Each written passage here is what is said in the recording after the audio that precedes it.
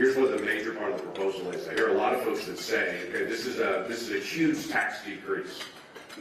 Let me tell you what it actually is. Currently scheduled right now, every single tax rate in America goes up January the 1st of next year.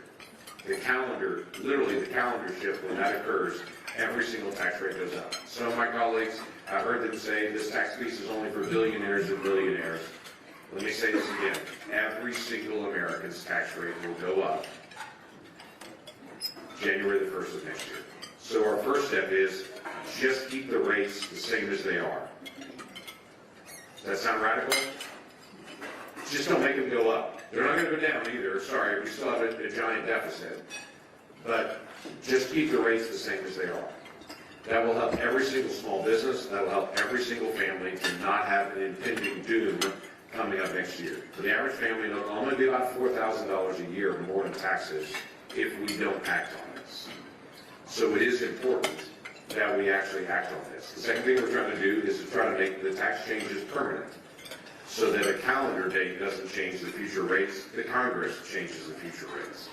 So that we don't have to worry about another ticking time bomb again, another 5 or 6 years in the future, that we know that's the rate, that stays the rate, and then we can at some point vote to be able to do that, but there's a large-scale debate to be able to do that.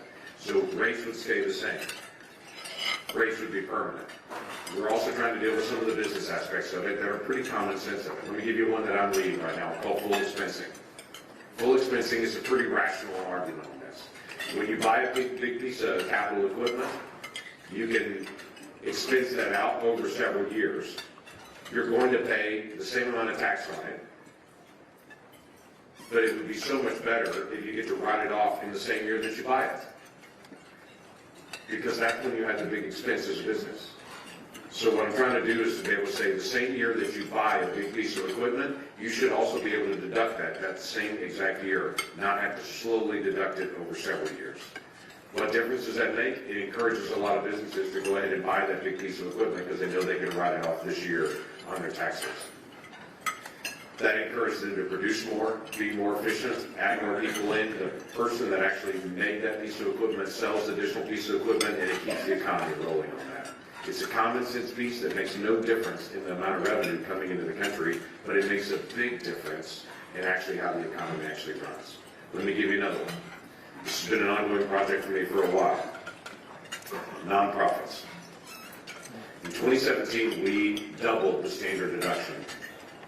So it made taxes a lot simpler for a lot of people. But here's what it also did, is it meant the vast majority of nonprofit donations are not tax deductible anymore. If you deduct your nonprofit donations, I'll smile at you and say you're in the top 9% of Americans. Because the top 9% of Americans are the ones that itemize and the ones that actually get the tax benefit from giving to nonprofits. I'd like to make that tax benefit for giving to nonprofits for every American, and any American that wants to be able to do that. Why? Because the nonprofits are an essential part of our social safety net. Our safety net are our families, our churches and nonprofits, and then government. And right now, we are not incentivizing giving to nonprofits. And I know Americans are generous. I've heard that all the time. We're generous people, we give anyway.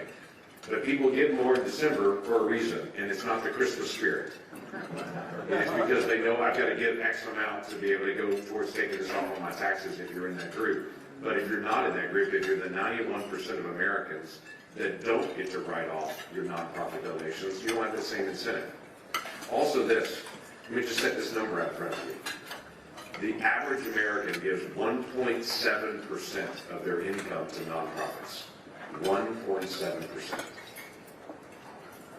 From the time of COVID, and just before when the 2017 tax bill actually kicked in, to now, nonprofits have $20 billion less in giving because of that change in the tax code.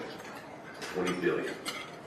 That's a huge effect on the hungry, on the homeless, and the hurting. A huge effect. So I want to be able to turn that back on. There's a million other little fights on tax code. And if y'all have questions about it, we get a chance to be able to go through it. Otherwise, I'm going to make everybody fall asleep in their dessert talking about tax issues. But just know, this is the time. If you've got ideas and thoughts on tax issues, this is the time to be able to bring it. Because we have a lot of issues that we've got to be able to deal with. whether it's IDCs for oil and gas, or whether it's nonprofits, or whether it's full expensing. There's a lot of things that we're dealing with right now and going through the details of those things. So we'll set that aside and talk about it later. Last